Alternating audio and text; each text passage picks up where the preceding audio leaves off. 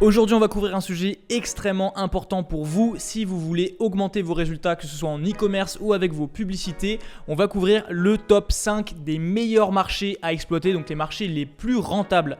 Autrement dit, ceux qui vous ramènent le plus de cash dans votre banque pour ce Q4 et pour les mois à venir. Donc soyez attentifs, j'espère que vous êtes prêts, personnellement extrêmement motivé. On attaque tout de suite.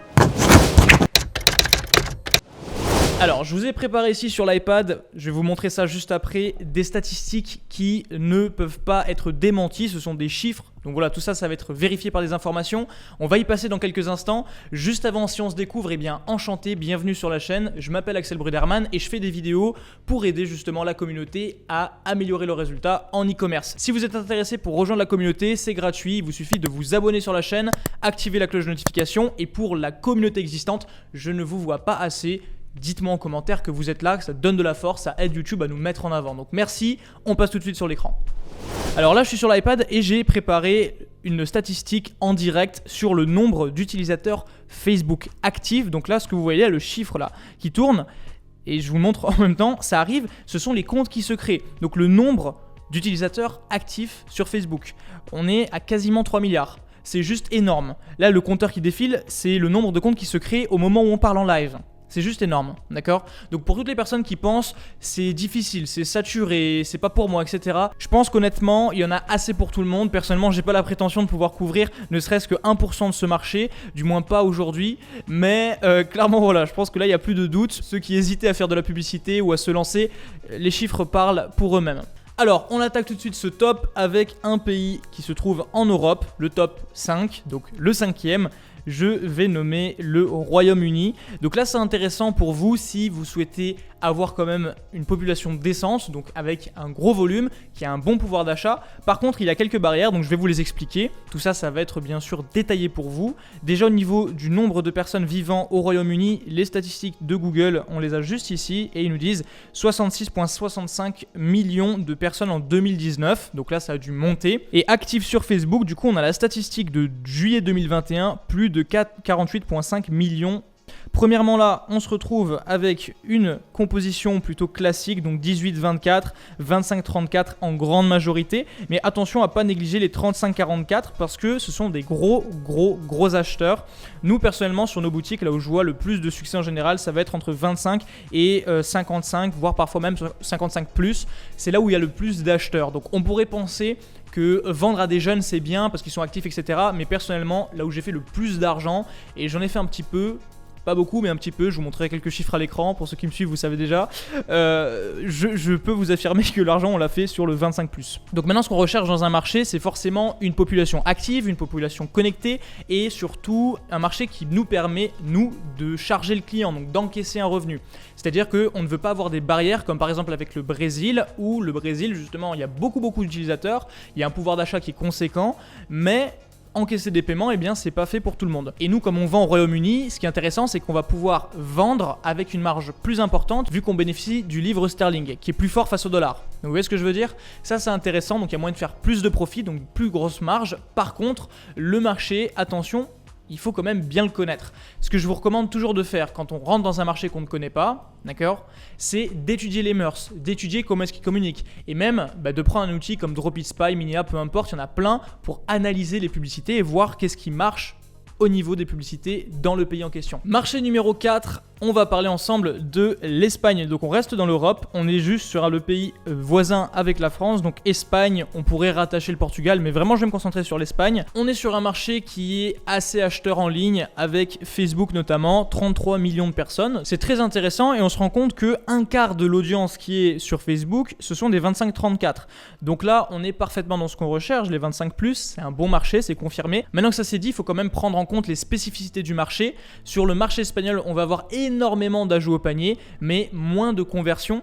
Par contre, eh bien c'est moins cher. Donc ça c'est intéressant surtout dans des phases où on a déjà un produit qui est validé et qu'on veut aller s'orienter vers un marché spécifique pour augmenter nos ventes. Donc je vous recommande l'Espagne, non pas pour tester vos produits, mais plutôt pour vous étendre. Donc c'est bien pour faire une expansion au niveau de votre marque, de votre e-commerce, de votre dropshipping, peu importe, très intéressant. Par contre, il faut noter que sur le testing, on peut vite être porté à confusion dû justement à ce grand écart entre l'ajout au panier et l'achat. Marché numéro 3, on reste toujours dans l'Europe, je vais vous parler de l'Allemagne.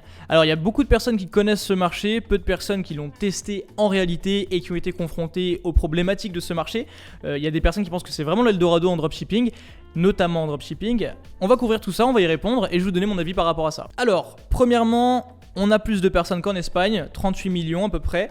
On a les mêmes statistiques, on retrouve même plus d'utilisateurs dans la tranche 25-34. Donc tout ça, c'est des chiffres qui sont intéressants. Ça confirme justement que le marché est mature, que c'est un bon marché, etc. pour faire de la publicité. On a des pays, à contrario, où on a des publics très jeunes sur Facebook et ça, on n'en veut pas. Au final, ça convertit pas et c'est pas ce qu'on recherche à marketer. Donc l'Allemagne, complètement validée sur les stats. Par contre, il faut comprendre que l'Allemand, lui, paye par PayPal ou Sofort. Donc ça, c'est des moyens que vous devez avoir. Et si on souhaite scaler, eh bien, il faut que le compte PayPal soit assez solide. Par exemple, pour encaisser ce scaling, il faut que votre logistique soit assez bonne pour livrer rapidement. Donc tout ça, ça se travaille. Par contre, l'Allemagne, une fois qu'on a ces prérequis-là, gros marché, énorme potentiel. Par contre, je ne le mettrai pas en numéro 1 et je vais vous expliquer pourquoi. Pas tout de suite, mais je vais vous donner la raison dans d'autres marchés, donc il en reste encore 2 marchés à couvrir. Très intéressant néanmoins, donc si vous souhaitez faire vos tests ou souhaitez scaler vos boutiques avec un compte PayPal qui est solide, etc., l'Allemagne, je vous le recommande. Très intéressant, moyen de faire de gros retours sur investissement. Marché numéro 2, et là je pense que je vais faire un petit peu de polémique, j'ai mis la France.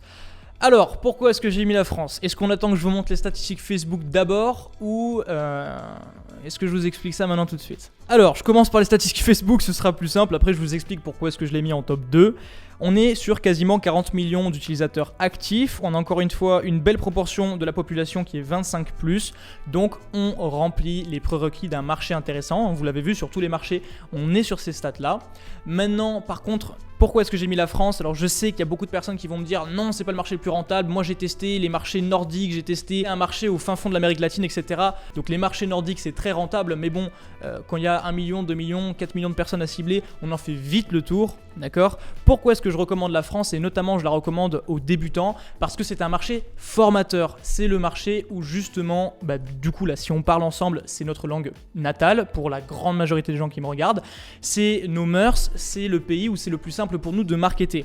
Et c'est très formateur. Pourquoi? Parce que la France, elle a été tellement ciblée par du mauvais dropshipping, par des gens qui sont pas sérieux, etc., qu'on a des standards de qualité qui sont au-dessus du marché. Qu'est-ce qu'il faut retenir par rapport à ça? Est-ce que c'est le marché de l'Eldorado le plus rentable au monde? Non. Est-ce qu'il existe un marché qui est Eldorado le plus rentable au monde? Certainement, pas pour longtemps.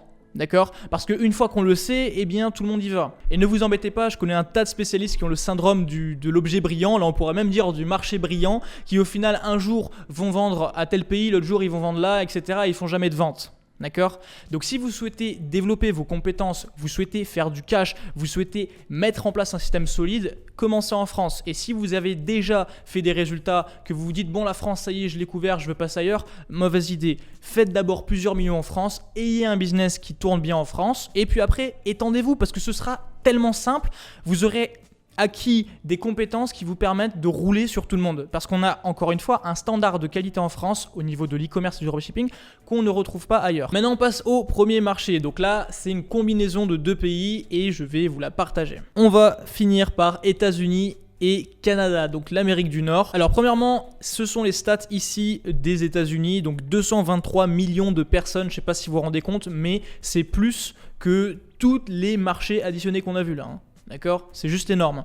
Je vous montre après le Canada, mais rien qu'avec ça, déjà, on a compris que le marché est juste dans un autre level. On est sur un autre niveau de jeu. C'est la cour des grands, entre guillemets. Par contre, le niveau d'exigence au niveau de la qualité de l'e-commerce, on est meilleur en France. On a de plus grosses exigences, on a une clientèle qui est plus difficile. Donc, quand on arrive aux États-Unis, qu'on a beaucoup de budget pub et on a ce recul, eh bien c'est plus simple. Donc bien comprendre que les mœurs sont différents, que le marché est différent, que les coûts publicitaires sont bien plus chers. Donc vous allez vous retrouver avec des coûts par affichage, donc pour 1000 impressions, énorme par rapport à ce que vous allez voir en France, 10 fois voire 20 fois plus cher. Les États-Unis, énorme potentiel de scaling. Par contre, je pense que nous en tant que Français, c'est plus simple si on y va quand on a de l'expérience, quand on a du cash également et qu'on est prêt à investir à perte sur des tests parce que on n'est pas américain. Je vais vous montrer maintenant les stats du Canada. L'intérêt du Canada, c'est qu'on est quand même à la base, bon, il y a une partie française, mais on est sur un marché qui est plus accessible, plus amical entre guillemets que le marché américain. Donc ça coûte moins cher aussi, il y a moins de personnes à cibler, mais on garde toujours un pouvoir d'achat intéressant et on garde toujours un volume de vente à faire intéressant. Donc je vous partage les stats. Alors le Canada, on se retrouve avec 27 millions de personnes, donc je crois que c'est le plus petit marché qu'on a présenté jusqu'à présent, mais on reste encore une fois dans les normes de ce qu'on recherche, donc une grosse majorité 25+. Ce qui est bien avec Facebook, c'est que quasiment tout le monde est 25+ maintenant, vu que c'est sorti il y a un moment, donc les gens ont évolué avec Facebook et ils sont très familiers avec la plateforme, ce qui forcément les incite à acheter. Quand on n'est pas familier avec une plateforme, on n'a pas tendance à vouloir mettre la carte dessus. Facebook, eh bien tout le monde l'est déjà, donc c'est plus simple pour nous de convaincre et c'est plus simple pour le client de sortir la carte suite à une publicité Facebook. Qu'est-ce qu'il faut retenir avec le Canada? Encore une fois, comme je l'ai partagé, les mœurs ne sont pas les mêmes, même si on a une partie qui est francophone, la grande majorité est anglophone, donc on doit faire notre communication en anglais.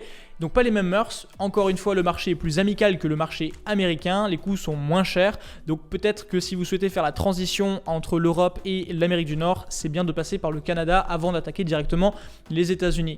Maintenant vous faites ce que vous voulez avec ces informations, je vous ai fait ce top de manière la plus transparente possible avec mes conseils et mon retour. Tous ces marchés, on les a testés avant que je vous partage quoi que ce soit, donc on a chiffré sur chacun de ces marchés et le retour que j'ai pu vous faire, j'ai essayé de le faire encore une fois avec le plus de transparence pour pas que vous soyez en fait face à une situation un petit peu rêvée et que vous arrivez dans la réalité des choses et que vous cassiez les dents. Ok ? Donc conclusion de cette vidéo, il n'y a pas de marché Eldorado, vous aurez toujours le nouveau marché, la nouvelle ruée vers l'or entre guillemets. Vous allez pouvoir faire du cash peut-être, mais nous on n'est pas là pour faire du cash, du moins dans la vision que j'ai, c'est pas juste de faire du cash rapide, c'est d'avoir une machine à sous qu'on a montée, qu'on comprend comment est-ce qu'elle fonctionne et qu'on sait l'exporter dans d'autres marchés, donc la reproduire en boucle et en boucle. La stabilité, vous l'aurez jamais en sautant comme une puce de marché en marché. Je vous recommande de faire votre expérience et votre main sur un marché spécifique, de faire une tonne de cash sur un marché spécifique, puis ensuite d'aller conquérir le monde avec vos connaissances et vos compétences. Ce sera toujours plus simple de cette manière, mais c'est peut-être pas la voie la plus sexy. Donc voilà.